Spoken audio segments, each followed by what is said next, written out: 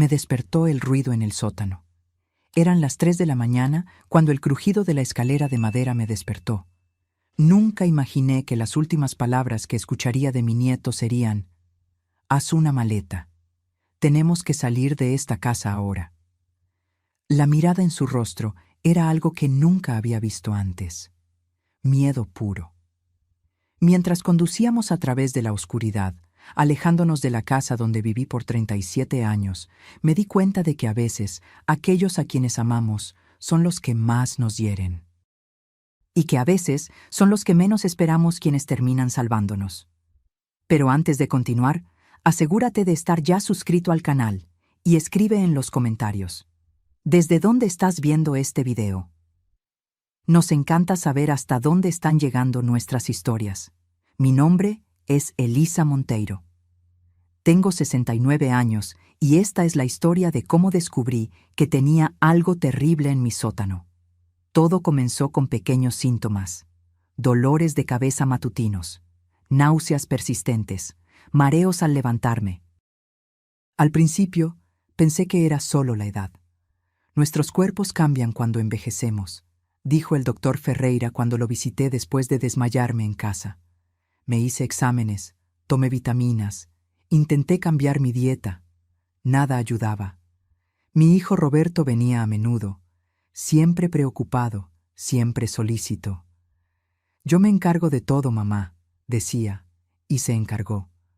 Contrató a una señora de la limpieza que venía 2 veces por semana. Hizo pequeñas reparaciones en la casa. Instaló nuevos sistemas de ventilación. Modificó mi habitación para mejorar la circulación del aire. En ese entonces, solo veía a un hijo dedicado. La casa donde vivo fue construida por mi esposo Carlos, ladrillo a ladrillo, en los años 80. Carlos era albañil, un hombre que creía que el trabajo manual era la forma más pura de expresión. Pasó 4 años construyendo nuestra casa, diseñando cada habitación, instalando cada puerta, clavando cada tabla del piso.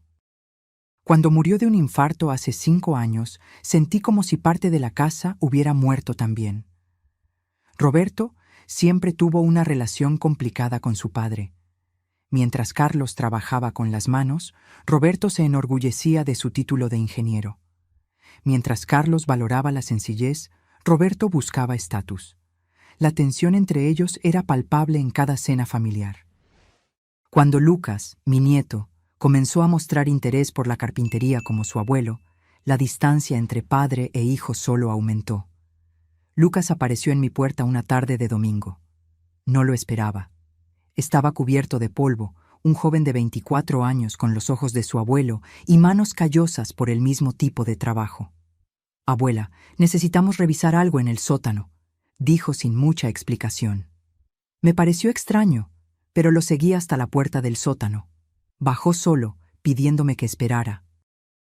Me quedé en la cocina, observando por la ventana el jardín que Carlos había plantado. Las tomateras necesitaban estacas nuevas, pensé distraídamente. Cuando Lucas regresó, su rostro estaba blanco como la tiza. Puso el celular sobre la mesa de la cocina, lo deslizó hacia mí y dijo solo: «Haz una maleta. Tenemos que salir de esta casa ahora». «¿Qué? ¿Por qué?» «Por favor, abuela, confía en mí». Su voz temblaba. «Solo toma lo esencial: medicinas, ropa para unos días, documentos». «Te espero en el auto». Algo en la urgencia de su voz me hizo obedecer sin preguntar. En 50 años de vida adulta, nunca había empacado una maleta tan rápidamente. 10 minutos después, estábamos en su camioneta, dejando atrás la casa que Carlos construyó, donde criamos a nuestros hijos, donde planté cada flor del jardín. «Lucas, por el amor de Dios, ¿qué está pasando?» Él conducía con los ojos fijos en la carretera, los nudillos blancos de tanto apretar el volante. «Roberto te está envenenando, abuela». Las palabras me golpearon como un puñetazo en el estómago. ¿Mi hijo? Imposible. ¿De qué estás hablando? Eso es una locura. Lucas se estacionó frente a una cafetería de carretera en las afueras de Tijuana. Era un lugar iluminado por neón, vacío a esa hora de la noche. Sacó su celular y me mostró las fotos que había tomado en el sótano. «Mira esto, debajo de tu habitación». Las imágenes mostraban tuberías, cables y una pequeña caja metálica con un temporizador digital. Eso es un sistema de liberación controlada de monóxido de carbono. Fue instalado recientemente, conectado al sistema de calefacción de la casa. Cuando el calentador se enciende por la noche, esto libera pequeñas cantidades de gas a tu habitación. Mi mente se negaba a procesar lo que decía. ¿Roberto? ¿Mi hijo? ¿Intentando matarme? No puede ser. Debe haber otra explicación. Las modificaciones en tu habitación, las salidas de aire selladas, el detector de monóxido de carbono desactivado, tus síntomas, todo encaja. Mi celular sonó. Era Roberto. Lucas negó con la cabeza. Dejé que sonara hasta que se detuvo. Volvió a sonar casi de inmediato. Debe haberse dado cuenta de que nos fuimos. Miré el celular como si fuera una serpiente a punto de atacar. ¿Por qué? ¿Por qué haría esto? Lucas respiró hondo. Dinero, la casa, el seguro de vida. Roberto está ahogado en deudas. Perdió su empleo hace 6 meses y no le dijo a nadie. Sus palabras parecían venir de muy lejos, como si estuviera hablando bajo el agua. Mi hijo, mi Roberto, el niño que acuné en mis brazos, al que enseñé a caminar, a leer, a ser un hombre de bien, intentando matarme lenta y metódicamente. Mi mundo se desmoronó mientras estaba sentada en esa cafetería barata en Tijuana, con el café intacto enfriándose frente a mí.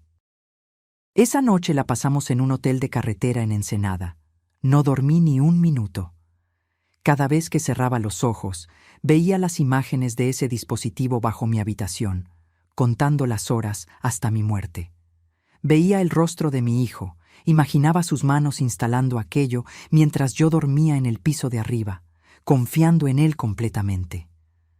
Lucas durmió en la butaca de la habitación, negándose a dejarme sola. Por la mañana, cuando el sol comenzaba a filtrarse por las cortinas delgadas, ya estaba al teléfono. Sí, oficial. Tenemos pruebas, fotos, el dispositivo todavía está instalado en la casa. Sí, entiendo. Necesitamos protección. Colgó con expresión frustrada. Quieren más evidencia antes de hacer cualquier cosa. Necesitan ver el dispositivo personalmente. Volvamos entonces, dije, sorprendiéndome a mí misma con la firmeza de mi voz. Es muy peligroso, abuela. Roberto puede estar allí. Es mi casa, la casa que tu abuelo construyó. No voy a dejar que la conviertan en una trampa mortal. Lucas dudó, pero accedió. Horas después, estábamos estacionando a 2 cuadras de mi casa en Monterrey. La patrulla policial nos esperaba como habíamos acordado. «¿Señora Monteiro?», preguntó el policía. «Soy el detective Ruiz. Su nieto me explicó la situación, pero necesito verlo personalmente antes de tomar cualquier medida». Caminamos en silencio hasta mi casa. El auto de Roberto no estaba en la entrada, pero eso no significaba que no estuviera cerca. «¿Tiene llave?», preguntó el detective. «Sí, y mi hija Marcia también». «Seamos rápidos entonces». Lucas abrió la puerta con su llave. La casa estaba en silencio, exactamente como la dejamos la noche anterior. Mi taza de té todavía a medio llenar en la mesa de la cocina. El libro que estaba leyendo aún abierto en el sofá.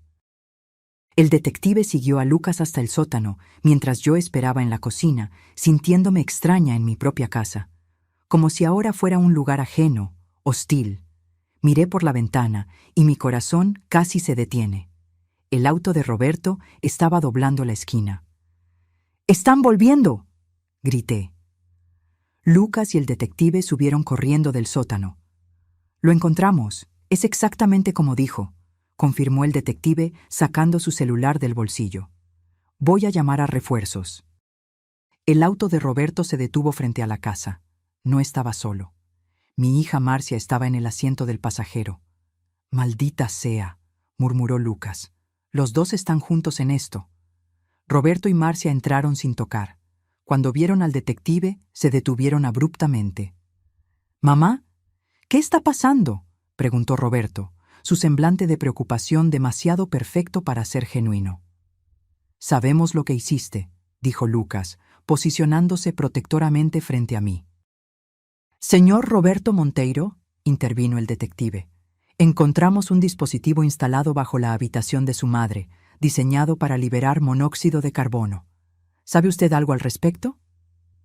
La máscara de preocupación de Roberto vaciló por un instante. Sus ojos se encontraron con los míos, y en ese momento lo supe. Era verdad. Mi propio hijo había planeado mi muerte. Esto es ridículo, intervino Marcia. Lucas siempre ha tenido problemas con nosotros. Está intentando alejarnos de mamá. El dispositivo está ahí abajo, respondió Lucas, con tus huellas dactilares por todas partes, tío Roberto. Instalé un sistema de calefacción más eficiente, dijo Roberto con calma estudiada. Lucas está malinterpretando. ¿Un sistema que libera monóxido de carbono en su habitación?, preguntó el detective. Eso es absurdo, levantó la voz Roberto. Mamá está confundida, ha tenido alucinaciones por la edad, está cada vez más olvidadiza. La calumnia me golpeó como una bofetada. No solo intentaba matarme, sino que ahora intentaba hacerme parecer senil. Todo está documentado, señor Monteiro, dijo el detective, mostrando las fotos en su celular. Usted modificó las salidas de aire de su habitación, instaló un detector de monóxido de carbono falso y colocó un dispositivo de liberación controlada de gas bajo el piso. El rostro de Roberto se endureció. Toda la pretensión de preocupación desapareció. Tú no lo entiendes, dijo, la voz baja e intensa. Perdimos todo. El banco va a quitarnos la casa, la escuela privada de los niños, el tratamiento del marido de Marcia. Necesitábamos el dinero. Escuché esas palabras como si vinieran de un extraño, no del niño que había criado. Entonces decidiste matarme. Hablé finalmente. Tu padre construyó esta casa para protegernos, y tú la convertiste en mi tumba. Sería rápido, intervino Marcia, su voz fría y calculadora. Dormirías y no despertarías. Nadie preguntaría. Los ancianos mueren todos los días. Sonaron sirenas afuera. Los refuerzos habían llegado. Roberto y Marcia intercambiaron miradas. En un movimiento repentino, Roberto avanzó hacia mí. Lucas se interpuso protectoramente, pero Roberto lo empujó con fuerza, haciéndolo caer. El detective intentó intervenir, pero Marcia bloqueó su camino. «Mamá, tienes que venir con nosotros, ahora», ordenó Roberto, agarrando mi brazo con fuerza. Miré el rostro de mi hijo, buscando alguna señal del niño que conocía. No encontré nada más que desesperación y avaricia. «No», dije firmemente, zafando mi brazo. Se acabó, Roberto. La puerta principal se abrió y 2 policías uniformados entraron. Roberto retrocedió sabiendo que estaba acorralado. Roberto Monteiro y Marcia Monteiro Silva quedan arrestados por intento de homicidio. Observé en silencio mientras esposaban a mis hijos. Las personas que había traído al mundo, que había amado incondicionalmente, ahora eran llevadas como criminales. Porque eso era lo que eran. Cuando la puerta se cerró tras ellos, caí de rodillas en el suelo de la sala. Lucas me abrazó, sus anchos hombros temblando con mis sollozos. ¿Cómo no me di cuenta?, pregunté entre lágrimas. ¿Cómo no vi lo que estaba pasando? No es tu culpa, abuela, susurró. Ellos traicionaron tu confianza de la peor manera posible. Miré alrededor, a la casa que Carlos había construido con tanto amor en Monterrey. Cada pared, cada clavo, cada tabla había sido puesta por él con cariño, para crear un hogar seguro para su familia. Ahora, ese hogar se había convertido en una trampa mortal, transformado por las manos del propio hijo. «Ya no puedo quedarme aquí», hablé en voz baja. «Nunca más me sentiré segura en esta casa». Lucas asintió, comprendiendo. «Vámonos. Puedes quedarte conmigo hasta que decidamos qué hacer». Salimos juntos, cerrando la puerta de una casa que nunca más sería un hogar. La comisaría olía a café viejo y desinfectante. Me senté en una silla dura frente al detective Ruiz mientras él escribía mi declaración. Lucas estaba a mi lado, su presencia firme el único consuelo en ese lugar frío e impersonal. Entonces, ¿la señora comenzó a sentir estos síntomas hace cuánto tiempo?, preguntó el detective. Alrededor de 3 meses. Al principio eran solo dolores de cabeza matutinos, luego mareos, debilidad, náuseas. ¿Y su hijo Roberto comenzó las reformas en su casa cuándo? Hace unos 4 meses. Dijo que quería mejorar la eficiencia energética de la casa, sellar las salidas de aire viejas, instalar nuevos sistemas de ventilación. El detective tomó notas, su rostro impasible. ¿La señora nunca sospechó? La pregunta me golpeó como una bofetada. Claro que no sospeché. ¿Qué madre sospecharía que su propio hijo está intentando matarla? Roberto siempre fue ambicioso, respondí lentamente. Pero nunca pensé que llegaría a esto. Lucas me tomó la mano. Sus dedos tenían callos en los mismos lugares que los de Carlos. Manos de trabajador. Vamos a necesitar una orden para acceder a sus cuentas bancarias, explicó el detective. Pero por lo que ya descubrimos, su hijo está ahogado en deudas, su casa está a punto de ser embargada por el banco, y el esposo de su hija necesita un tratamiento caro para una enfermedad renal. El dinero de mi seguro y de la casa, murmuré. Exactamente. Alrededor de 800,000 en total. Dividido entre sus 2 hijos, sería suficiente para resolver sus problemas financieros. La frialdad del cálculo me dio náuseas. Mi vida reducida a un valor monetario, pesada y encontrada insuficiente comparada con las deudas de mis hijos. Más tarde, en el pequeño apartamento de Lucas, en Guadalajara, me senté en la cama improvisada en la sala e intenté procesar todo lo que había sucedido. Las paredes eran delgadas y podía escuchar el ruido del tráfico afuera. Lucas entró con 2 tazas de té. Su apartamento era sencillo, pero acogedor. Herramientas organizadas meticulosamente en un rincón. Proyectos de carpintería esparcidos por el mostrador. Tantas cosas parecidas a Carlos. ¿Cómo lo descubriste?, pregunté finalmente. Se sentó frente a mí, sosteniendo su taza con ambas manos. He estado sospechando por un tiempo. Cuando empezaste a enfermar, investigué tus síntomas. Todos apuntaban a envenenamiento por monóxido de carbono. Tomó un sorbo de té antes de continuar. Luego, noté las modificaciones en la casa. Las salidas de aire selladas, todas concentradas en tu habitación. El detector de CO que parecía funcionar, pero cuando lo revisé, estaba desactivado por dentro. ¿Por qué no me lo dijiste antes? Necesitaba pruebas. No quería creer que el tío Roberto y la tía Marcia fueran capaces de eso. Un dolor profundo me atravesó el pecho. No solo por lo que mis hijos intentaron hacer, sino por el hecho de que Lucas había cargado con esa carga solo, protegiéndome hasta estar seguro. ¿Qué pasó entre tú y tu padre?, pregunté. Nunca hablan de eso. Lucas se quedó en silencio por un largo momento. Cuando decidí seguir los pasos del abuelo en la carpintería en lugar de ir a la universidad, me cortó. Dijo que estaba tirando mi vida, que estaba desperdiciando mi potencial. Él siempre quiso que fueras como él, comenté. Ingeniero, respetado, exitoso. Pero yo quería ser como el abuelo, construir cosas reales, con mis propias manos, cosas que duran. El silencio cayó sobre nosotros de nuevo.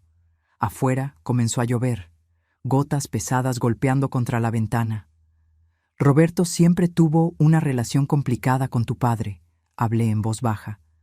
Carlos era un hombre sencillo, orgulloso del trabajo que hacía. Roberto quería más: estatus, reconocimiento, dinero. Recuerdo las discusiones, dijo Lucas. El abuelo decía que el carácter de un hombre estaba en el trabajo que hacía, en la forma en que trataba a los demás. Papá decía que eso era filosofía de pobre. Recordé esas discusiones en la mesa. Carlos con sus manos ásperas y rostro quemado por el sol. Roberto con sus trajes caros y desprecio mal disimulado por el trabajo de su padre. Tu abuelo construyó nuestra casa en 4 años, le conté. Después del trabajo, los fines de semana, días festivos. Roberto nunca quiso ayudar. Decía que el trabajo manual era para quien no tenía inteligencia para algo mejor. Y ahora usó esa inteligencia para transformar el trabajo del abuelo en una trampa mortal, dijo Lucas con amargura. La ironía no pasó desapercibida. Roberto, con su educación y conocimiento técnico, había usado esas habilidades no para construir, sino para destruir, para matar a su propia madre. ¿Cómo llegamos a esto?, pregunté, más para mí misma que para Lucas. Avaricia, respondió él simplemente. Desesperación. Papá siempre vivió por encima de sus posibilidades, siempre queriendo mostrar su éxito. Cuando todo se vino abajo, eligió el camino más fácil. Al día siguiente, recibí autorización para volver a la casa y recoger más de mis cosas. Lucas insistió en acompañarme. La casa se sentía diferente ahora, contaminada. Cada habitación, cada objeto familiar traía recuerdos que ahora estaban manchados por la traición. En mi habitación, miré el techo donde el detector de monóxido de carbono falso aún estaba instalado. Pensé en las noches que pasé allí, durmiendo pacíficamente mientras el gas se filtraba lentamente, envenenándome. Abrí el armario y comencé a seleccionar ropa. En el fondo encontré una vieja caja de zapatos. Dentro estaban las cartas que Carlos me escribió cuando éramos jóvenes. Sus planos para nuestra casa, dibujos detallados de cada habitación, cada puerta, cada ventana. ¿Abuela?, llamó Lucas desde la puerta. Encontré algo que deberías ver. Me llevó a la oficina, donde Roberto a menudo trabajaba cuando venía a visitarme. En un cajón cerrado que la policía había abierto, Lucas encontró un cuaderno. Es la letra de papá, dijo, entregándome el cuaderno. Las páginas contenían cálculos detallados. Tasas de flujo de gas, concentraciones de monóxido de carbono, estimaciones de tiempo de exposición. Y, lo más perturbador, un cronograma. Mes 1, 2. Síntomas iniciales, dolores de cabeza, fatiga. Mes 2, 3. Intensificación, náuseas, confusión mental. Mes 3, 4. Deterioro significativo, desmayos, pérdida de peso. Mes 4. Resultado final. Mi hijo había calculado metódicamente cuánto tiempo tardaría en matarme. Había planeado mi muerte como un proyecto de ingeniería, con etapas y plazos. Las lágrimas llegaron sin aviso. No por lo que casi me pasa, sino por la pérdida de los hijos que pensé conocer. Por la destrucción completa de la familia que Carlos y yo habíamos construido. Lucas tomó el cuaderno de mis manos temblorosas y me abrazó. «Salgamos de aquí», dijo suavemente. «Esta ya no es tu casa». Miré una última vez esas paredes. El trabajo de Carlos, ahora profanado por las manos de nuestro propio hijo. «No», asentí. «Ya no lo es». Al salir, me detuve en el porche y toqué el dintel de la puerta, tallado a mano por Carlos. Un último adiós a un hogar que nunca volvería a ser mío. En los meses siguientes, mi vida se transformó en una pesadilla legal en Ciudad de México. Declaraciones, audiencias, reuniones con abogados. El caso atrajo la atención de los medios locales. No todos los días hijos de clase media intentan matar a su propia madre por dinero. Roberto y Marcia fueron acusados formalmente de intento de homicidio, conspiración y varios otros crímenes. La evidencia era abrumadora. El dispositivo en el sótano, los meticulosos registros de Roberto, testimonios de vecinos que lo vieron haciendo reformas frecuentes. Lo que más me impactó fueron los correos electrónicos entre Roberto y Marcia, recuperados por la investigación. Mamá está cada vez más débil. El plan está funcionando. Un mes más y todo estará resuelto. ¿Estamos seguros de que nadie sospechará? ¿Y si piden autopsia? Ancianos con problemas cardíacos mueren todo el tiempo. Estoy monitoreando los síntomas. Parecerá natural. Mis propios hijos, discutiendo fríamente mi muerte como si fuera un problema de logística a resolver. La primera vez que los vi en la audiencia preliminar, casi no los reconocí. Roberto, siempre tan cuidadoso con su apariencia, parecía desaliñado en el mono naranja de la prisión. Marcia, mi niña siempre tan vivaz, estaba pálida y abatida. No me miraron ni una sola vez durante todo el procedimiento. El fiscal me llamó al día siguiente de la audiencia. «Señora Monteiro, tenemos evidencia suficiente para un juicio», explicó. «Pero si confiesan, podemos evitar este proceso largo y doloroso para la señora». ¿Confesarían? Sus abogados están sugiriendo la posibilidad de un acuerdo. Penas reducidas a cambio de una confesión completa. Parte de mí quería que enfrentaran toda la fuerza de la ley, que pagaran por lo que intentaron hacer. Otra parte, la madre que aún existía en mí, a pesar de todo, no soportaba la idea de verlos pudriéndose en prisión por el resto de la vida. ¿Qué tipo de pena reducida?, pregunté finalmente. Roberto obtendría 15 años, con posibilidad de libertad condicional después de 10. Marcia, por tener un papel secundario, 10 años, con posibilidad después de 6.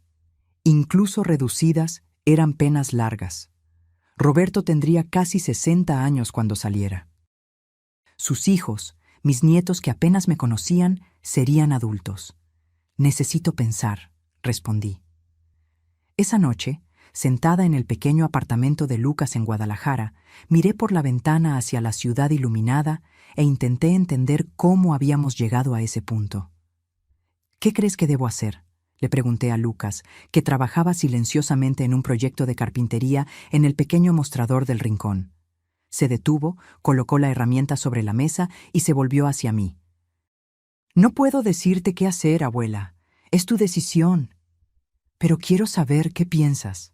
Suspiró profundamente. «Parte de mí quiere que paguen por cada minuto de sufrimiento que causaron, por haberte traicionado de la peor manera posible». Hizo una pausa, eligiendo cuidadosamente las palabras. «Pero otra parte entiende que, al final, todavía son tu familia, y que tal vez, algún día, querrás algún tipo de... No sé si reconciliación es la palabra correcta». Reconciliación. La palabra parecía absurda en el contexto. ¿Cómo reconciliarme con personas que habían calculado fríamente mi muerte?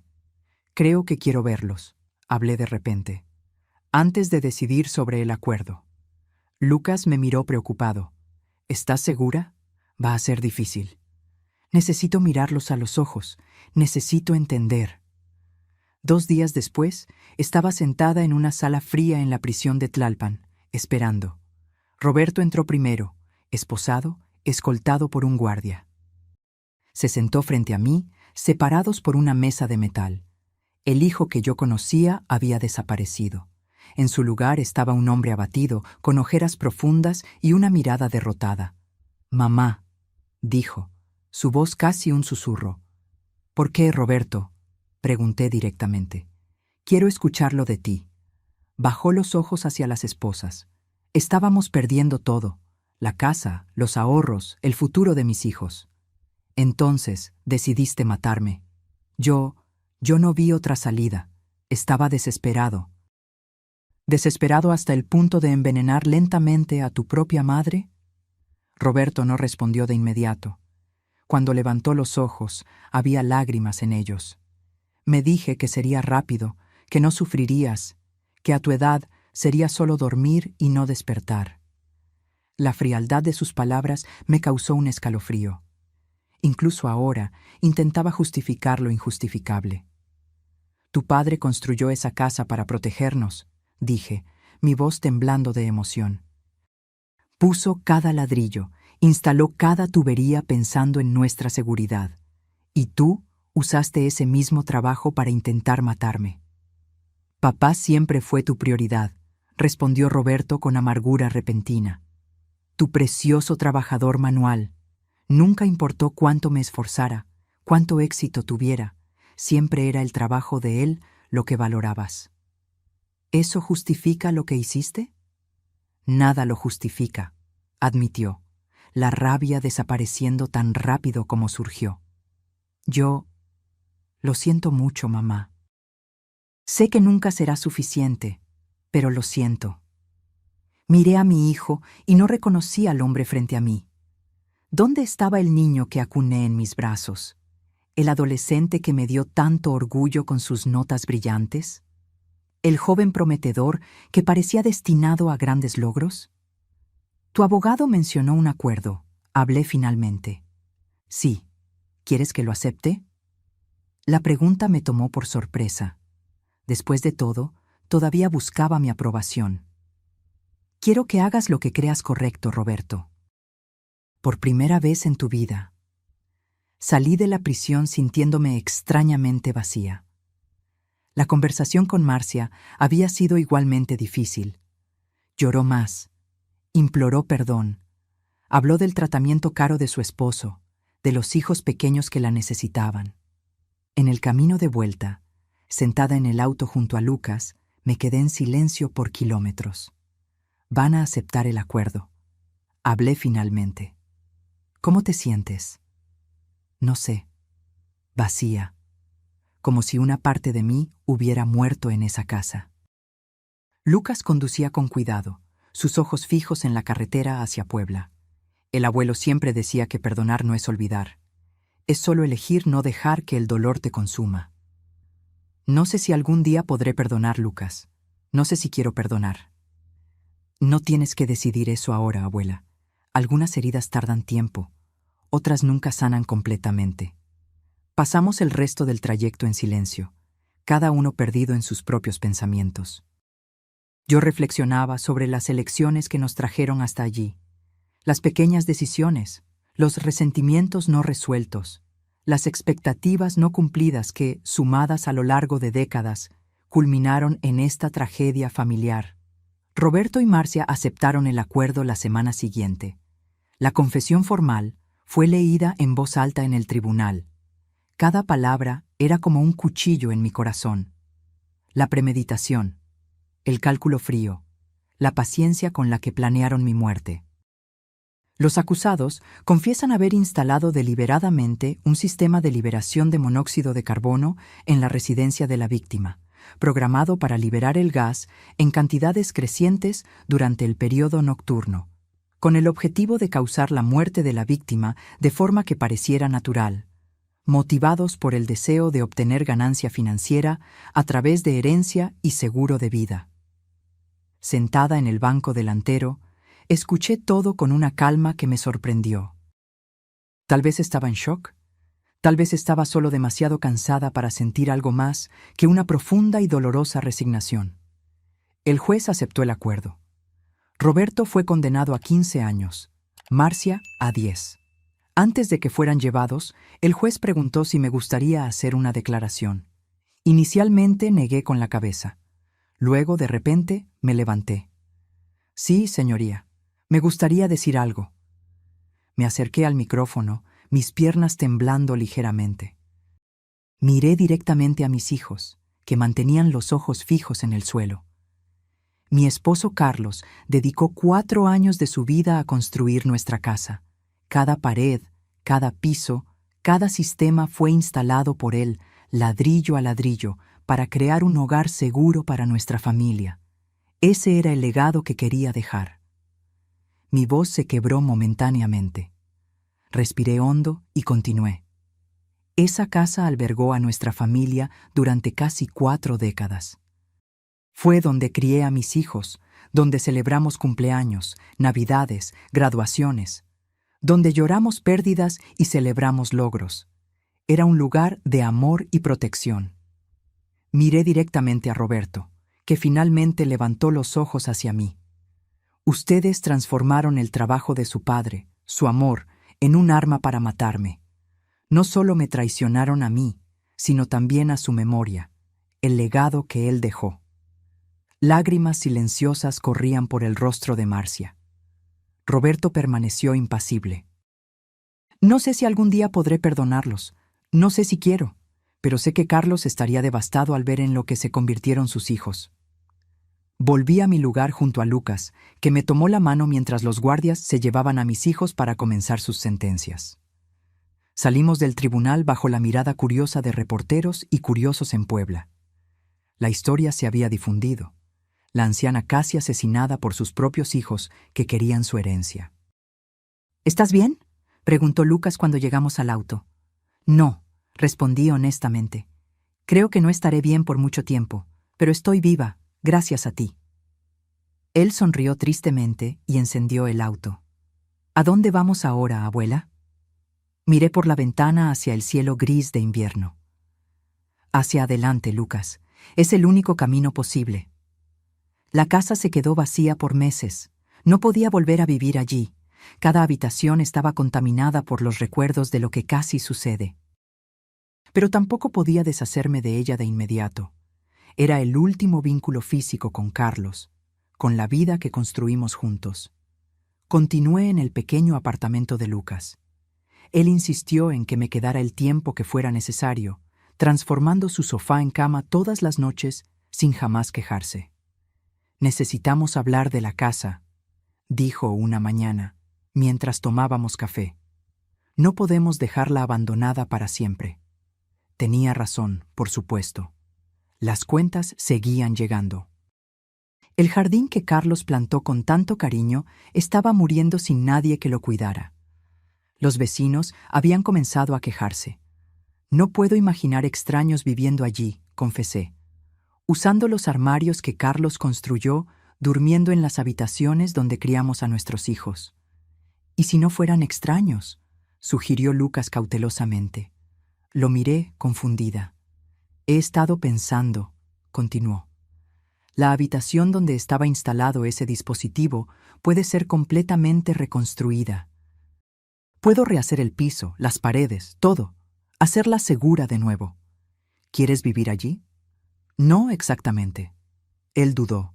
«En realidad estaba pensando en nosotros dos.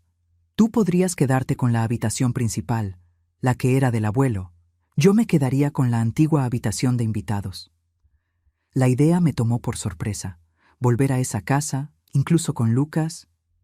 «No sé si podría dormir allí de nuevo», admití. «Entiendo. Fue solo una idea». Él sonrió, sin presionar. «De todas formas, necesitamos decidir qué hacer con ella». Esa noche no pude dormir.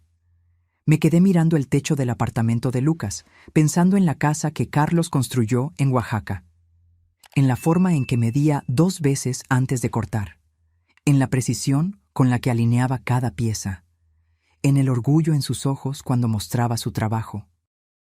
Recordé a Lucas de niño, siguiendo a su abuelo por la casa, observando cada movimiento, haciendo preguntas interminables que Carlos respondía con paciencia infinita. «Abuelo, ¿por qué estás lijando la madera de nuevo? Ya está lisa». «Porque el buen trabajo exige paciencia, Lucas. La perfección no llega al primer intento». Por la mañana, cuando Lucas se preparaba para ir a trabajar, tomé mi decisión. «Vamos a reformar la casa», anuncié. Se detuvo a mitad de ponerse la chaqueta. «¿Estás segura?». «No para que yo viva allí, al menos no por ahora, pero no puedo dejar que el trabajo de tu abuelo se pierda, y no quiero que extraños vivan allí». Lucas sonrió, una sonrisa que iluminó su rostro de una manera que no veía desde hacía meses. «Puedo empezar este fin de semana», dijo. «Podemos empezar», corregí. «No seré solo una espectadora esta vez». Comenzamos por la habitación donde el dispositivo había sido instalado. Lucas arrancó todo el piso, revelando el espacio donde Roberto había colocado el mecanismo mortal. Juntos limpiamos todo, quitamos cualquier rastro de lo que había sucedido allí. Trabajábamos los fines de semana y algunas noches después del trabajo de Lucas. Él me enseñó a lijar madera, a medir con precisión, a cortar siguiendo la línea. «El abuelo estaría orgulloso de ti», dijo una noche, observándome aplicar barniz en un nuevo estante. «Tienes manos firmes». Siempre pensé que no tenía talento para esto. Carlos intentó enseñarme, pero yo estaba demasiado ocupada con los niños, con mi trabajo como maestra. Nunca es tarde para aprender. A medida que restaurábamos la casa, también restaurábamos algo en nosotros mismos. El dolor no desapareció. Dudo que algún día desaparezca completamente, pero se transformó en algo más manejable. El trabajo manual tenía un efecto terapéutico que ninguna sesión con psicólogos había logrado proporcionar. Un día, encontramos una caja escondida detrás de una pared falsa en la oficina. Dentro había cuadernos antiguos de Carlos, dibujos detallados de la casa, notas sobre cada etapa de la construcción, incluso un diario donde registraba sus pensamientos. Sentados en el suelo polvoriento, Lucas y yo pasamos horas leyendo esas páginas. La caligrafía cuidadosa de Carlos, los bocetos precisos, las reflexiones sobre lo que significaba construir un hogar para su familia. Hoy terminé la habitación de Roberto, decía una entrada. Él no demuestra interés por lo que hago, pero espero que algún día comprenda que cada clavo, cada tabla, es una expresión de mi amor por él, que esta habitación lo proteja y albergue sus sueños. Las lágrimas llegaron sin aviso. Lucas puso su brazo alrededor de mis hombros y lloramos juntos por primera vez desde que todo sucedió. Lloramos por lo que perdimos, por lo que pudo haber sido, por la traición que desgarró a nuestra familia. Pero también lloramos por alivio, por seguir vivos, por haber encontrado un camino a través de la oscuridad. Después de 3 meses de trabajo constante, la casa estaba irreconocible. La habitación donde Roberto había instalado el dispositivo mortal ahora era una oficina luminosa. Las paredes habían sido pintadas en colores vibrantes, elegidos por Lucas para alejar las sombras, como él decía. Los sistemas de ventilación fueron completamente rehechos, siguiendo los planos originales de Carlos que encontramos en sus cuadernos. Lucas instaló detectores de monóxido de carbono de última generación en todas las habitaciones, probándolos obsesivamente. Un sábado, mientras pintábamos la sala de estar, Lucas hizo una pausa y me miró con seriedad. «Abuela, hay una cosa que he querido contarte». Dejé el pincel a un lado, notando la tensión en su voz. «¿Qué pasó?» «Conocí a alguien. Una diseñadora de interiores que trabaja en un proyecto conmigo. Se llama Elena». Sonreí, genuinamente feliz por él. «Eso es maravilloso, Lucas. Quiere conocerte. De hecho, tuvo una idea para esta casa que le gustaría compartir contigo». Algunos días después, Elena vino a cenar con nosotros al apartamento de Lucas en Oaxaca. Era una mujer de sonrisa fácil y ojos inteligentes, que claramente adoraba a mi nieto. «Señora Monteiro», dijo después de la cena. Lucas me contó la historia de su casa. ¿Lo que pasó allí? Miré a Lucas, que asintió alentadoramente. «Trabajo con espacios traumatizados», continuó Elena. «Lugares donde sucedieron cosas terribles. Creo que los espacios pueden sanarse, al igual que las personas». «¿Y cómo haces eso?», pregunté intrigada. «Transformándolos por completo, dándoles un nuevo propósito, uno que honre lo que sucedió, pero no permita que la tragedia defina el espacio para siempre». Sacó un portafolio de su bolso y lo abrió en la mesa de la cocina. «Estos son algunos de mis proyectos. Una casa donde ocurrió un asesinato, transformada en un centro comunitario. Un apartamento donde una familia entera murió en un incendio. Ahora un estudio de arte para niños en riesgo». Las fotos mostraban espacios luminosos, acogedores, llenos de vida. Nada en ellos sugería las tragedias que habían ocurrido allí. «Lucas mencionó que usted fue maestra», dijo. «Por 35 años, escuela primaria. ¿Y si transformáramos su casa en un espacio educativo en Cancún? Un lugar donde los niños pudieran aprender carpintería, arte, música, un memorial vivo para su esposo, no para lo que sus hijos intentaron hacer». La idea me golpeó con una fuerza inesperada. Carlos siempre había hablado de enseñar carpintería a los niños del barrio cuando se jubilara. Nunca tuvo la oportunidad. El infarto se lo llevó antes. «Una escuela de artes manuales», murmuré. A Carlos le habría encantado eso. Lucas me dijo que su esposo creía en el valor del trabajo bien hecho, en la dignidad del trabajo manual, continuó Elena. «Imagino un espacio que honre ese legado». Miré a Lucas, que observaba a Elena con admiración evidente. «¿Ya sabías esto?», le pregunté. «Hablamos de algunas posibilidades», admitió. Pero la decisión es tuya, abuela. Es tu casa. Es la casa que Carlos construyó, corregí suavemente. Y creo que él aprobaría esta idea. En las semanas siguientes, trabajamos con renovada energía. La casa no solo sería restaurada, sería transformada. Elena trajo sus conocimientos de diseño, creando espacios funcionales para talleres, aulas, áreas de convivencia. Lucas lideró la parte constructiva, siguiendo fielmente los principios que aprendió de su abuelo. Contrató a algunos amigos carpinteros para ayudar con los trabajos más pesados, pero insistió en hacer personalmente todas las piezas que requerían mayor precisión. En cuanto a mí, descubrí un talento inesperado para la organización del proyecto, para asegurar que la visión de Carlos estuviera presente en cada detalle. En un día particularmente agotador, me senté en el porche recién construido, observando la puesta de sol. Lucas y Elena trabajaban adentro, sus voces y risas ocasionales llegando hasta mí. Por primera vez en meses, sentí paz, no la ausencia de dolor. Esa todavía estaba allí, probablemente siempre lo estaría. Sino una sensación de que algo bueno podría surgir incluso de las peores traiciones. Que el legado de Carlos no sería el intento de asesinato, sino este nuevo propósito para la casa que él construyó. La Escuela de Artes Manuales, Carlos Monteiro, fue inaugurada 6 meses después en Cancún.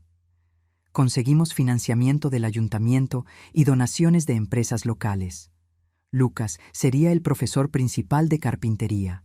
Elena se encargaría de las clases de diseño. Yo, a pesar de estar jubilada, volvería a enseñar, no matemáticas o español como antes, sino a coordinar proyectos integrados que unirían arte y conocimiento práctico. El día de la inauguración miré alrededor a lo que habíamos logrado. La casa estaba irreconocible y, al mismo tiempo, más fiel a la visión original de Carlos que nunca. ¿Qué te parece?, preguntó Lucas, deteniéndose a mi lado mientras observábamos a los niños del barrio explorando curiosamente las nuevas salas. Creo que transformamos un intento de muerte en una celebración de vida, respondí. Y esa es la mayor victoria que podríamos tener. Pasó un año. La escuela prosperaba, con lista de espera para todos los grupos. Lucas y Elena estaban prometidos, planeando una boda sencilla en el jardín que habíamos reconstruido en la parte trasera de la casa. Yo vivía ahora en un pequeño apartamento cerca de la escuela, a pocos minutos a pie. No pude volver a dormir en la casa. Algunos recuerdos son demasiado difíciles de superar, pero pasaba mis días allí, enseñando, coordinando, observando con satisfacción cómo los niños aprendían a crear con sus propias manos. Una mañana de otoño, mientras organizaba materiales para la clase de la tarde, la secretaria de la escuela me buscó con expresión preocupada. «Doña Elisa, hay una carta para usted, del sistema penitenciario». Mi corazón se aceleró. En todo ese tiempo no había tenido ningún contacto con Roberto o Marcia. No respondía a las cartas que intentaron enviar en los primeros meses. Le pedí al abogado que se encargara de cualquier asunto legal que surgiera. Con manos ligeramente temblorosas, abrí el sobre oficial. Era una notificación. Roberto había solicitado una visita. El sistema penitenciario quería saber si yo aceptaría. ¿Algún problema, abuela? Lucas entró en la sala, sus manos aún sucias de aserrín de su última clase. Roberto quiere verme. Lucas se puso tenso de inmediato. No tienes que ir. Lo sé. Después de todo lo que hizo, lo sé, Lucas. Nos quedamos en silencio por un momento. Por la ventana podíamos ver a los niños jugando en el jardín durante el recreo. Creo que tengo que ir, respondí lentamente. No por él, sino por mí. Lucas frunció el ceño preocupado. ¿Quieres que vaya contigo? No, esto es algo que tengo que hacer sola. Una semana después, estaba sentada en una sala de visitas de la prisión en las afueras de Ciudad Juárez, esperando. Mi corazón latía fuerte y tuve que controlar la respiración para calmarme. La puerta se abrió y Roberto entró, escoltado por un guardia. Parecía más viejo, más delgado, el cabello cortado muy corto. El uniforme de prisión colgaba de su cuerpo como si fuera demasiado grande. Se sentó frente a mí, separados por una mesa de metal. Por un largo momento, ninguno de los dos habló. «Gracias por venir», dijo finalmente, la voz ronca, como si no se usara con frecuencia. «¿Por qué querías verme, Roberto?» Se movió nerviosamente con las esposas. «Me enteré de la escuela. Está en los periódicos locales. La transformación de la casa, lo que hicieron. Es impresionante». No respondí. No había venido hasta allí para escuchar elogios vacíos. «A papá le habría gustado», continuó. «Era el tipo de cosa que él siempre quiso hacer». Sí, lo era. Otro silencio. Roberto parecía luchar con las palabras. «Estoy en terapia aquí, parte del programa de rehabilitación. Eso es bueno. He estado pensando mucho, sobre lo que hice, sobre por qué». Me miró directamente por primera vez. «No fue solo por el dinero, mamá. Creo que lo sabes». ¿Qué más podría ser entonces? Rabia, resentimiento, contra papá, contra ti, contra la vida que ustedes valoraban y que yo siempre desprecié. Sus palabras me tomaron por sorpresa. No esperaba tal autoconocimiento. Siempre me sentí inferior cerca de él, continuó Roberto. No importaban mis notas, mi título, mi empleo. A sus ojos nunca sería tan bueno como un hombre que trabajaba con las manos.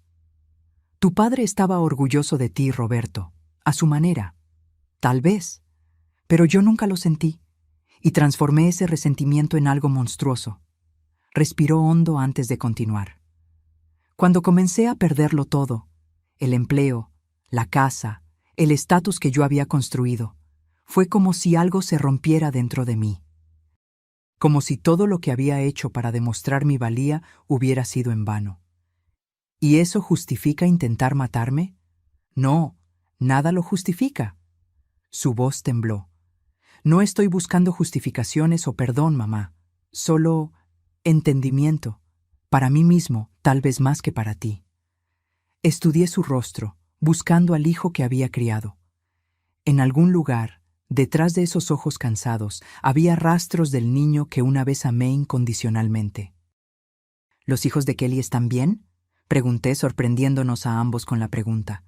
Sí, están con su madre. Ella tiene permiso para verlos una vez al mes. ¿Y Paul, el esposo de Marcia?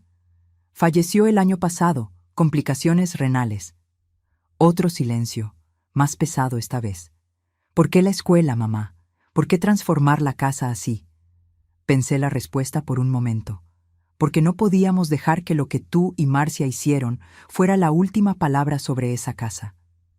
Fue construida con amor, para proteger y nutrir. Eso era lo que necesitábamos restaurar. Lucas está involucrado por lo que leí.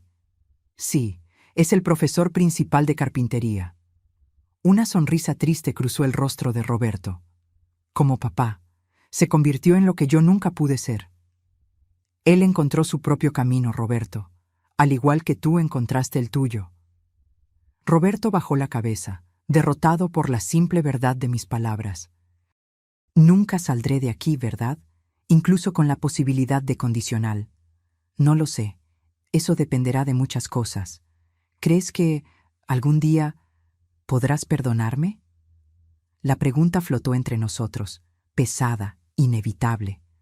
Durante mucho tiempo pensé que la respuesta sería un rotundo no, que algunas traiciones son demasiado grandes para ser perdonadas. Pero sentada allí, mirando al hombre roto frente a mí, me di cuenta de una verdad más compleja. El perdón no es algo que yo pueda simplemente decidir dar, Roberto. Es un proceso, un camino. Estoy intentando recorrerlo, no por ti, sino por mí. Él asintió lentamente. Es más de lo que merezco.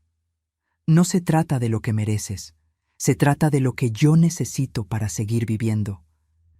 Nos quedamos en silencio de nuevo, cada uno absorbiendo el peso de esa conversación. Finalmente me levanté.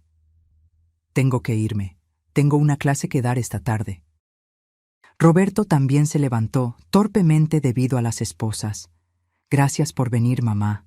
Yo no lo esperaba. Yo tampoco, admití.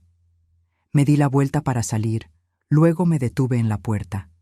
Carlos solía decir que construir algo es fácil comparado con arreglar lo que se ha roto, pero que el arreglo, cuando está bien hecho, a menudo hace que la pieza sea más fuerte de lo que era antes. Roberto no respondió, pero vi en sus ojos que había entendido. No era una promesa de reconciliación, solo el reconocimiento de una posibilidad distante. Salí de la prisión sintiéndome extrañamente ligera, como si un peso que no sabía que estaba cargando finalmente estuviera comenzando a aliviarse. No completamente eliminado.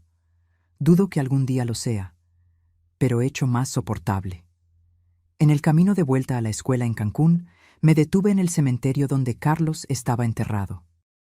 No era un desvío planeado, pero sentí la necesidad de estar allí después del encuentro con Roberto. La tumba era sencilla, como Carlos habría querido.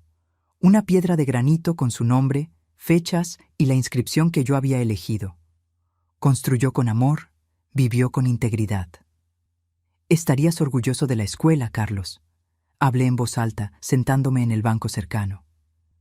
Niños aprendiendo a trabajar con las manos, a crear cosas bellas y útiles. Exactamente como siempre quisiste. El viento agitó suavemente las flores que había traído la semana anterior. No sé si algún día entenderé completamente lo que pasó con nuestros hijos, lo que los llevó a hacer lo que hicieron. Tal vez algunas cosas no están hechas para ser entendidas, solo aceptadas. Una hoja cayó lentamente, posándose sobre la lápida. Pero estamos reconstruyendo, Carlos. No lo mismo que teníamos antes. Eso se fue para siempre. Algo nuevo. Algo que tal vez sea incluso más significativo. Volví a la escuela a tiempo para mi clase de la tarde. Un grupo de niños me esperaba, ansiosos por el proyecto del día. Pequeñas cajas de madera para guardar tesoros, como Carlos me había enseñado a hacer décadas atrás. Mientras explicaba cada paso, mostrando cómo medir 2 veces antes de cortar, cómo lijar con paciencia, cómo encajar las piezas con precisión, sentí una presencia familiar a mi lado. No de forma sobrenatural, sino en los recuerdos vivos que llenaban ese espacio. Carlos estaría allí, lo sabía, en las manos torpes pero entusiastas de los niños, en el olor a madera recién cortada, en el sonido de herramientas sobre el mostrador, y de alguna manera esa certeza era suficiente. El autobús escolar se detuvo frente a la escuela una mañana de primavera, 2 años después de la inauguración. 30 niños bajaron, guiados por maestras sonrientes. Una excursión de una escuela pública del otro lado de Playa del Carmen. Lucas los recibió en el portón, ya usando su delantal de trabajo. «Bienvenidos a la Escuela de Artes Manuales Carlos Monteiro», dijo, su sonrisa contagiando a los niños. «Hoy van a aprender a construir algo con sus propias manos». Observé desde la ventana de mi oficina mientras él conducía al grupo al cobertizo de carpintería en la parte trasera. Elena se unió a ellos, cargando cajas de materiales coloridos. Nuestra pequeña escuela había crecido más allá de las expectativas. Lo que comenzó como un proyecto de sanación personal se convirtió en un centro educativo reconocido en la ciudad. Ofrecíamos clases gratuitas para escuelas públicas y becas para niños de familias de bajos recursos. El financiamiento venía de donaciones, asociaciones con empresas locales y de las mensualidades de los grupos regulares. La casa que Carlos construyó, que casi se convirtió en mi tumba, ahora era un lugar de creación y aprendizaje. Volví mi atención a los papeles en mi escritorio. Una carta de la prisión. Marcia sería liberada en condicional el próximo mes. Su abogado preguntaba si yo tendría objeciones. No las tenía. Después de la visita a Roberto, algo había cambiado en mí. No un perdón completo, tal vez, sino una forma de aceptación. El teléfono sonó, interrumpiendo mis pensamientos. «Doña Elisa, hay un hombre aquí en la recepción que quiere hablar con usted. Dice que es de la prensa». Suspiré. Desde que nuestra escuela ganó un premio estatal de educación alternativa, los periodistas aparecían con frecuencia. «Lo recibiré», respondí. El hombre que esperaba en la recepción no parecía un periodista típico. Más viejo, cabello canoso, ropa sencilla. «¿Señora Monteiro?», preguntó, extendiendo la mano. «Soy Antonio Vargas. Trabajé con su esposo en la construcción hace muchos años». Sorprendida, le estreché la mano. «¿Conoció a Carlos?». «Por casi 2 décadas. Éramos amigos, además de colegas». Lo invité a mi oficina, intrigada. Carlos hablaba poco de sus colegas de trabajo. «¿En qué puedo ayudarlo, señor Vargas?». Sacó un sobre de cuero gastado de su bolso. «Encontré algo que creo que deberían tener». Estaba organizando cosas viejas en mi sótano y encontré estos dibujos que Carlos hizo. Abrió el sobre y sacó hojas amarillentas de papel. Planos, bocetos, notas detalladas. Esto es el proyecto original para una escuela de carpintería que él quería construir cuando se jubilara, completó Vargas. Carlos hablaba mucho de eso. Era su sueño. Mis manos temblaron al tocar los papeles. La caligrafía familiar, los dibujos precisos, fechados en 1998, casi 20 años antes de su muerte. «Nunca me mostró estos planos», murmuré. Carlos era reservado sobre sus sueños. Decía que no quería crear expectativas hasta estar seguro de que podría realizarlos. Estudié los dibujos. El proyecto era sorprendentemente similar al que habíamos implementado, aunque lo habíamos hecho todo sin conocer estos planos. «¿Cómo supo de nuestra escuela?», pregunté. Vi el reportaje en el periódico. Reconocí la casa de inmediato. Carlos mostró fotos de ella tantas veces, orgulloso de cada detalle. «¿Y usted guardó estos dibujos todo este tiempo?». Carlos me dio copias para opinión profesional. Luego, bueno, la vida pasa. Nos distanciamos, como sucede a veces. Cuando supe de su muerte, ya había pasado casi 1 año. Hizo una pausa, mirando por la ventana a los niños que ahora jugaban en el jardín. Cuando vi lo que hicieron con la casa, transformándola exactamente en el tipo de escuela que él soñaba construir, parece que, de alguna manera, su sueño encontró un camino para realizarse. Llamé a Lucas, que vino rápidamente del cobertizo, aún con aserrín en el cabello. «Lucas, él es Antonio Vargas, un amigo de tu abuelo. Trajo algo que necesitas ver». Cuando Lucas vio los dibujos, sus ojos se llenaron de lágrimas. Pasó los dedos por las líneas dibujadas por Carlos, como si pudiera conectarse con su abuelo a través de ese toque.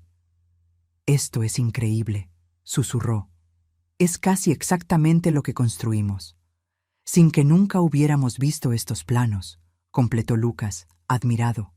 «Es como si de alguna manera, como si él los estuviera guiando», sugirió Vargas con una sonrisa amable.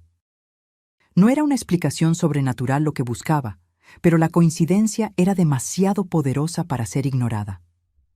De alguna manera, sin conocer los planos de Carlos, habíamos construido su sueño. ¿Hablaba mucho de este proyecto?, le pregunté a Vargas. Constantemente. Era su gran ambición para la jubilación. Un lugar donde los niños pudieran aprender habilidades prácticas que no se enseñan en las escuelas comunes. Donde pudieran descubrir el valor de crear algo con sus propias manos. Lucas pasó los dibujos a Elena, que se había unido a nosotros, atraída por el murmullo. «Esto es extraordinario», comentó estudiando los dibujos. «Las salas están dispuestas casi exactamente como diseñamos, sin haber visto esto nunca». Vargas se quedó a almorzar. Compartió historias sobre Carlos que yo nunca había oído. Aventuras en obras, proyectos desafiantes, momentos de camaradería. «Carlos hablaba mucho de usted y de los niños», mencionó mientras tomábamos café después de la comida. Estaba tan orgulloso cuando Roberto entró a la Facultad de Ingeniería. Intercambié una mirada con Lucas. El nombre de Roberto rara vez se mencionaba en la escuela. Tenía grandes esperanzas para Roberto, continué, cautelosa. Quería que siguiera sus propios sueños, incluso si eran diferentes a los de él. Sí, lo mencionó varias veces. Decía que, en el fondo, la ingeniería y la carpintería no eran tan diferentes. Ambas eran formas de construir, de crear. Esas palabras se quedaron conmigo después de que Vargas se despidió, prometiendo volver para una visita más larga, tal vez incluso ofrecer un taller especial para los alumnos. Esa noche, sentada en el balcón de mi apartamento en Playa del Carmen, reflexioné sobre el pasado y el presente que estábamos construyendo. Los dibujos de Carlos, ahora enmarcados y colgados en mi oficina de la escuela, parecían un vínculo tangible entre lo que se perdió y lo que se había recuperado. Una semana después de la visita de Vargas, recibí una llamada telefónica inesperada. «Señora Monteiro, le llamamos del hospital penitenciario. Su hijo Roberto sufrió un ataque cardíaco. Está estable ahora, pero pidió hablar con usted». Mi corazón se disparó. A pesar de todo lo que había sucedido, la idea de Roberto enfermo, solo en una cama de hospital de prisión, despertó en mí un instinto maternal que pensé que había muerto. «Dígale que iré mañana», respondí después de un breve silencio. Lucas insistió en acompañarme hasta el hospital en las afueras de Ciudad Juárez, aunque accedió a esperar afuera. La seguridad era rigurosa. Pases por detectores de metal, cacheo, escolta hasta el ala médica. Roberto estaba pálido, conectado a monitores cardíacos. Parecía envejecido más allá de sus años, el cabello ahora más canoso que oscuro. Abrió los ojos cuando entré, una expresión de sorpresa y alivio cruzando su rostro. «Mamá, ¿viniste?» «Claro que vine», respondí, sentándome en la silla junto a la cama. «¿Cómo te sientes?» «Como alguien que casi muere». Irónicamente apropiado, ¿no crees? Incluso enfermo, su tendencia al sarcasmo persistía. ¿Qué dijeron los médicos? Obstrucción coronaria, hereditaria probablemente, como papá. La mención a Carlos flotó entre nosotros, cargada de significados no expresados. ¿Pueden tratarlo?, pregunté. Ya lo hicieron. Angioplastia. Tengo stents ahora. Hizo una pausa. El médico dijo que tuve suerte. Si hubiera pasado durante la noche, probablemente no habría sobrevivido. La fragilidad de la vida humana nunca me pareció tan evidente como en ese momento. Roberto, que había planeado tan metódicamente mi muerte, casi pierde su propia vida por el mismo mal que se llevó a su padre. Vi en los periódicos lo de la escuela, comentó después de un largo silencio. Parece impresionante. Es un buen lugar, respondí simplemente. Estamos haciendo un buen trabajo allí. Lucas está involucrado, por lo que leí. Sí, es el profesor principal de carpintería. Roberto miró al techo, evitando mi mirada. Papá lo habría aprobado. Él siempre quiso hacer algo así. Lo sabemos. Un amigo suyo apareció recientemente con los dibujos originales que Carlos había hecho para una escuela de carpintería. Sorprendentemente similar a lo que creamos, sin haber visto nunca los planos. Roberto giró su rostro hacia mí, genuinamente sorprendido. Nunca me habló de eso. Había muchas cosas que ustedes no compartían. Sí, un suspiro profundo. Tantas cosas no dichas, tantas oportunidades perdidas. Nos quedamos en silencio de nuevo. El monitor cardíaco marcaba latidos regulares, un recordatorio constante de la fragilidad de la vida que había estado dispuesto a quitar. El ataque cardíaco me hizo pensar, dijo finalmente, sobre papá, sobre ti, sobre lo que hice. ¿Y qué pensaste? Que tal vez él tenía razón todo el tiempo, sobre lo que realmente importa, sobre construir algo duradero, no solo ganar dinero y estatus. Sus palabras sonaban genuinas, sin el tono calculador del que había aprendido a desconfiar. ¿Sabes qué es lo gracioso?, continuó. Aquí en prisión he estado participando en un programa de carpintería. Irónicamente, es la única cosa que me mantiene cuerdo.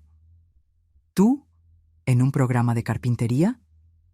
Una sonrisa débil apareció en su rostro.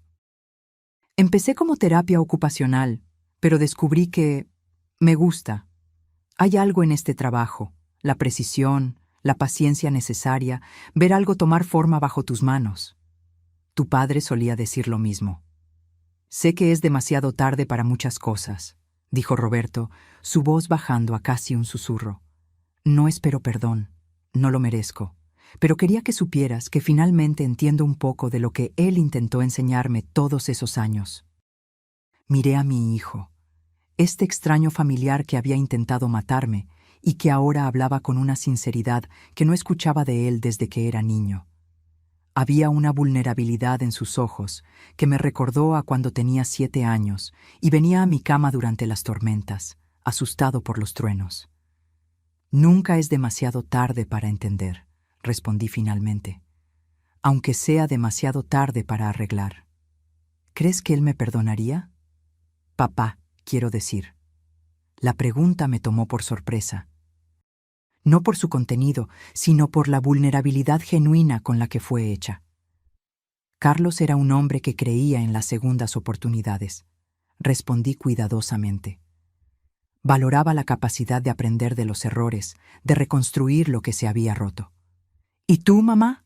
¿Tú algún día podrás perdonarme? La pregunta que siempre supe que vendría, eventualmente. La pregunta para la que yo todavía no tenía una respuesta definitiva. Estoy intentando, Roberto, no por ti, sino por mí misma. El odio y el rencor son pesos demasiado grandes para cargar hasta el final de la vida.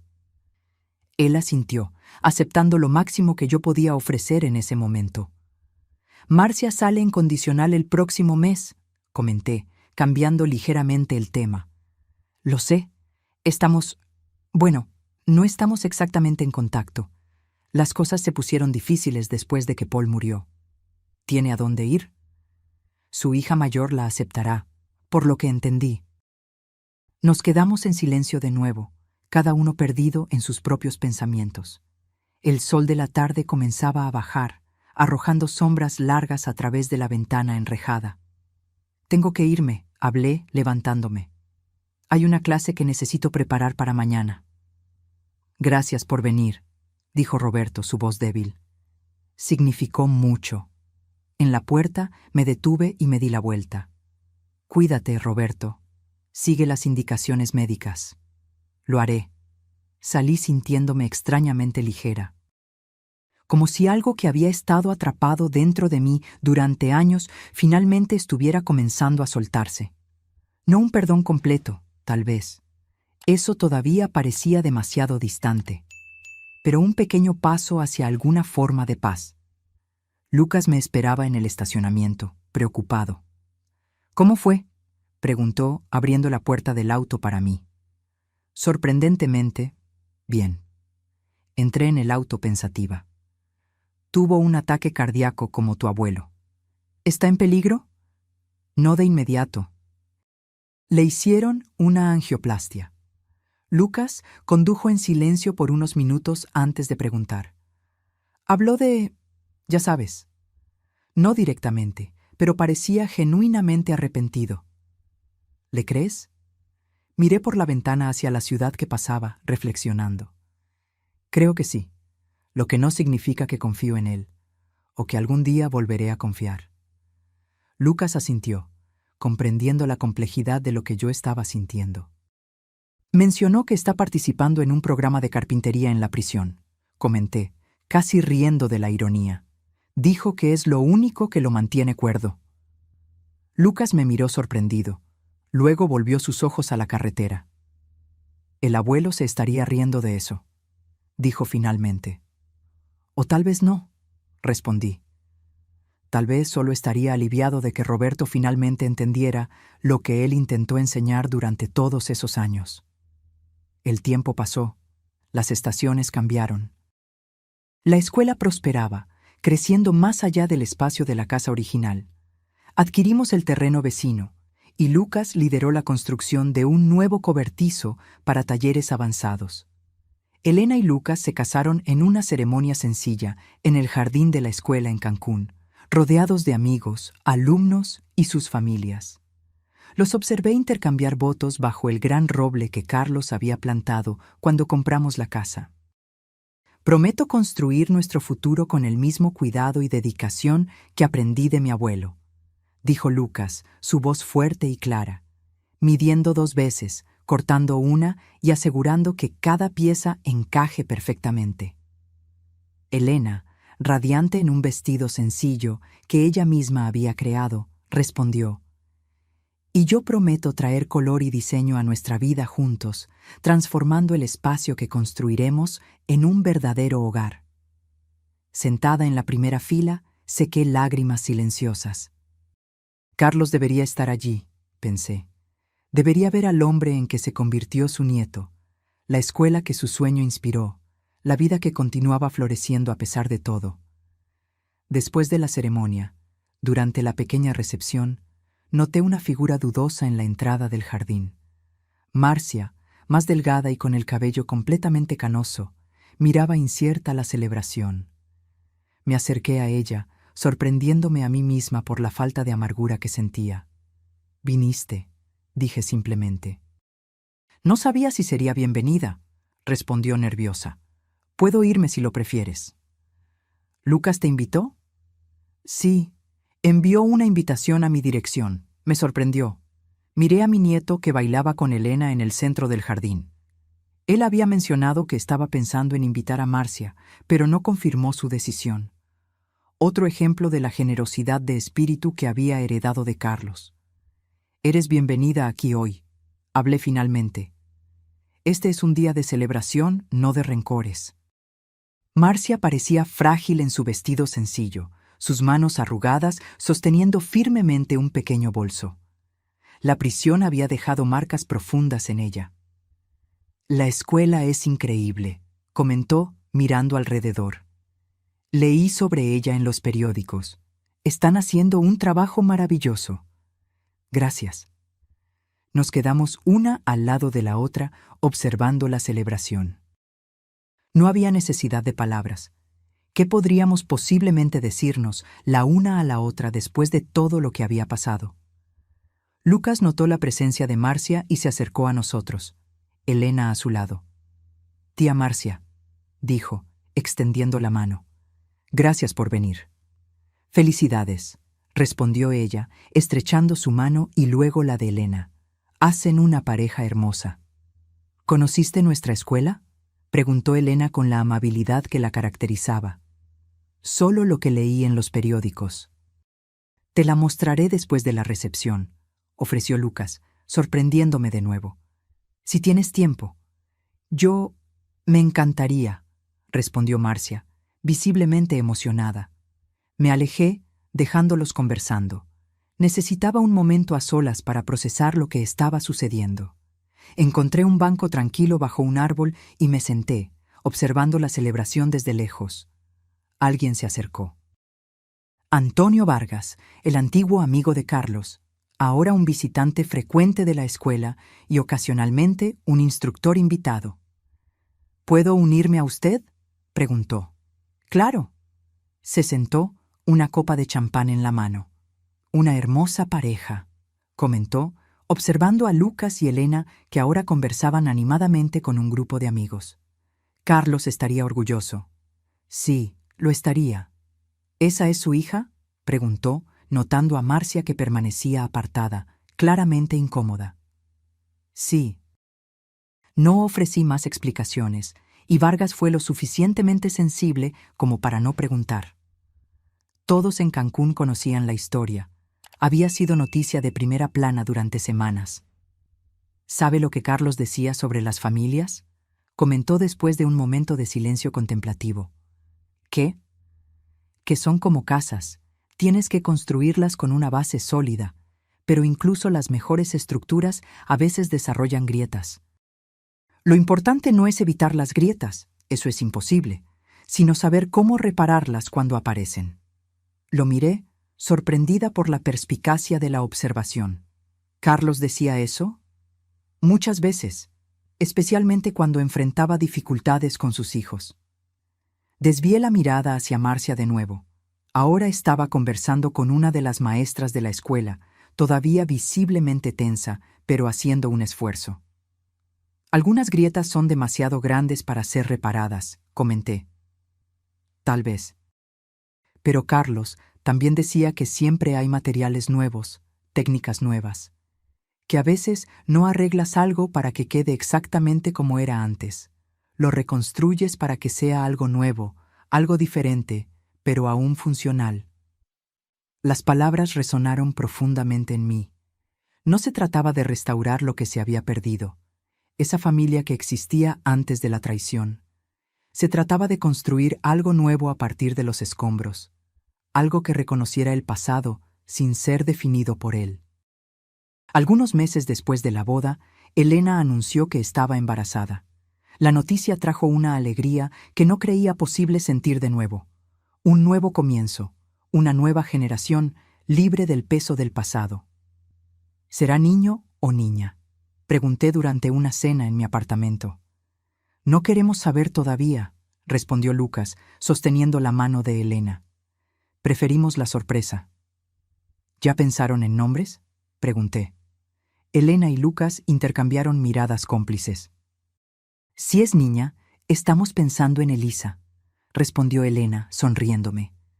Las lágrimas vinieron de inmediato, imposibles de contener. ¿Y si es niño?, pregunté cuando recuperé la voz. Carlos, respondió Lucas simplemente. Esa noche, después de que se fueron, me quedé sentada en mi apartamento, pensando en círculos y renacimientos, en cómo la vida continúa, incluso después de las peores traiciones, en cómo el amor persiste, encontrando nuevos canales cuando los antiguos están bloqueados. Tomé el teléfono e hice una llamada que había pospuesto por meses. Centro de detención. ¿En qué puedo ayudar? Me gustaría agendar una visita a Roberto Monteiro, por favor. A la semana siguiente, me senté de nuevo en la sala de visitas de la prisión en Ciudad Juárez. Roberto parecía mejor que en mi última visita. Había recuperado algo de peso y su color estaba más saludable. Mamá, no esperaba verte tan pronto. Tengo noticias, respondí, directa al grano. Lucas y Elena están esperando un bebé. Su rostro se iluminó genuinamente. Eso es maravilloso. ¿Cuándo?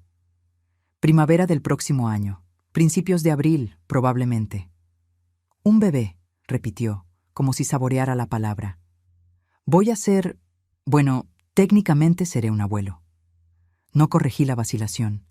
Legalmente, él todavía era el padre de Lucas, a pesar de todo. Biológicamente, sería abuelo del niño. Pero qué papel realmente tendría en la vida de este nuevo ser era una cuestión mucho más compleja. Si es niño, lo llamarán Carlos, le conté. Roberto se quedó en silencio por un momento, sus ojos suavizándose. ¿Y si es niña? Elisa. Él sonrió, una sonrisa genuina y sin reservas. Nombres perfectos. Conversamos por casi una hora. Por primera vez en años, hablamos no sobre el pasado, sobre lo que se había perdido o destruido, sino sobre el futuro, sobre posibilidades, sobre esperanza. Cuando me levanté para irme, Roberto dijo, «Mamá, sé que no tengo derecho a pedir esto, pero ¿crees que algún día podré conocer a mi nieto o nieta, aunque sea solo a través de fotos?» La pregunta era demasiado compleja para ser respondida en ese momento. No puedo prometer eso, Roberto. No depende solo de mí.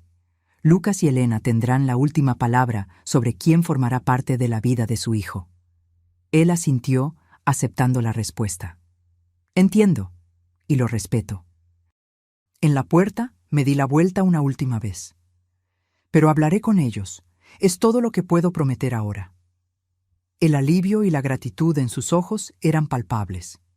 En el camino de vuelta, reflexioné sobre círculos de dolor y sanación, sobre cómo las familias pueden ser destrozadas y tal vez, solo tal vez, reconstruidas de formas diferentes, más sabias. No como eran antes, sino como algo nuevo, forjado en las duras lecciones del pasado. La primavera llegó, trayendo consigo a Carlos Roberto Monteiro Silva, 8 libras y 2 centímetros de pura promesa. Con su cabello oscuro y ojos curiosos, parecía absorber el mundo con una intensidad que me recordaba tanto a Lucas como al abuelo cuyo nombre llevaba. Lo sostuve por primera vez en el hospital en Cancún, maravillada con su perfección, con la forma en que sus pequeños dedos se cerraban firmemente alrededor del mío. «Ya tiene fuerza en las manos», comenté a Lucas. «Como tú tenías. Como tu abuelo tenía». Tal vez tengamos otro carpintero en la familia, respondió Lucas, orgulloso. O tal vez un artista, añadió Elena sonriendo. O un ingeniero, hablé en voz baja. ¿Quién sabe lo que elegirá ser? Lucas me miró, comprendiendo lo que yo no había dicho explícitamente. Más tarde, cuando estábamos solos en la habitación del hospital, Elena amamantando al pequeño Carlos, Lucas me llevó al pasillo.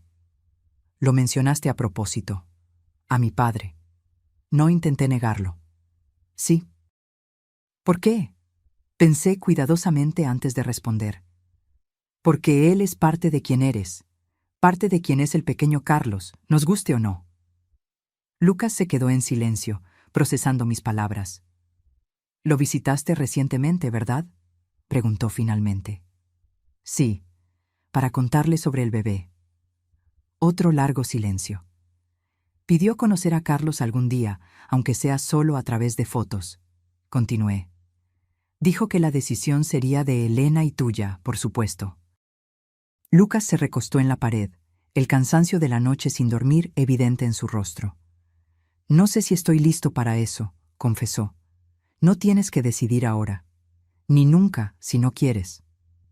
«¿Qué harías en mi lugar, abuela?». La pregunta me tomó por sorpresa. Miré a la guardería a través de las ventanas de vidrio, a los pequeños paquetes de potencial y esperanza. Creo que todo niño merece conocer su historia completa, eventualmente, las partes buenas y las malas. Es parte de quienes son. Incluso cuando esa historia incluye intento de asesinato, especialmente entonces, respondí con suavidad. Porque solo conociendo toda la verdad pueden tomar decisiones informadas sobre quiénes quieren ser. Lucas miró sus manos, manos fuertes, callosas por el trabajo honesto, tan similares a las de su abuelo. «Necesito pensar en eso», dijo finalmente. «Hablar con Elena». «Claro». Volvimos a la habitación, donde Elena se había dormido con el bebé seguro en sus brazos. Lucas los observaba con tanto amor que sentí mi corazón expandirse. Era esto, me di cuenta, el verdadero legado de Carlos, no la casa que construyó, ni siquiera la escuela que su sueño inspiró, sino este amor, esta capacidad de construir y reconstruir lazos, incluso después de las peores tormentas. Semanas después, durante una tarde tranquila en la escuela, encontré a Lucas en el cobertizo de carpintería, trabajando en una pequeña cuna de madera. Sus movimientos eran precisos, concentrados, cada pieza medida 2 veces antes de ser cortada. «¿Para Carlos?», pregunté, observándolo trabajar. «Sí, quiero que sea especial». Tomé una de las piezas ya lijadas, sintiendo la suavidad perfecta de la madera bajo mis dedos. «Elena y yo hablamos», dijo sin mirarme, concentrado en su trabajo. «Sobre mi padre». Esperé, sin presionar. Decidimos enviarle una foto de Carlos. Solo eso, por ahora. «Creo que es un buen comienzo», respondí con cautela. Lucas dejó la herramienta a un lado y finalmente me miró. «Nunca lo perdonaré completamente por lo que te hizo. Nunca volveré a confiar en él como antes». «Lo sé, yo tampoco. Pero Carlos merece conocer toda su historia, como dijiste, incluso las partes difíciles». Asentí, conmovida por la sabiduría de mi nieto. «Y tal vez», continuó, volviendo a su trabajo, «tal vez sea hora de construir algo nuevo. No para olvidar lo que pasó, sino para no ser definidos por ello». Mientras lo observaba trabajar, vi a Carlos en él, no solo en los gestos y la habilidad manual, sino en la capacidad de ver más allá de las ruinas, de imaginar algo nuevo donde otros verían solo escombros. En la cuna que Lucas estaba construyendo para su hijo, vi la promesa de un nuevo comienzo, una nueva base siendo establecida, ladrillo a ladrillo, pieza por pieza. Y tal vez en eso estaba el verdadero significado del perdón, no el olvido del pasado, ni la negación del dolor, sino la negativa a permitir que el dolor tenga la última palabra. La determinación de construir algo nuevo, algo mejor, de las cenizas de lo que se perdió. «Tu abuelo estaría orgulloso», hablé en voz baja, casi para mí misma. Lucas sonrió, continuando su trabajo meticuloso. «Lo sé, abuela». Lo sé. Ahora, si te gustó esta historia, haz clic en suscribirte y dime en los comentarios qué parte te dejó boquiabierto. Ah, y no olvides hacerte miembro para tener acceso a videos exclusivos que no publico aquí. Te espero allí.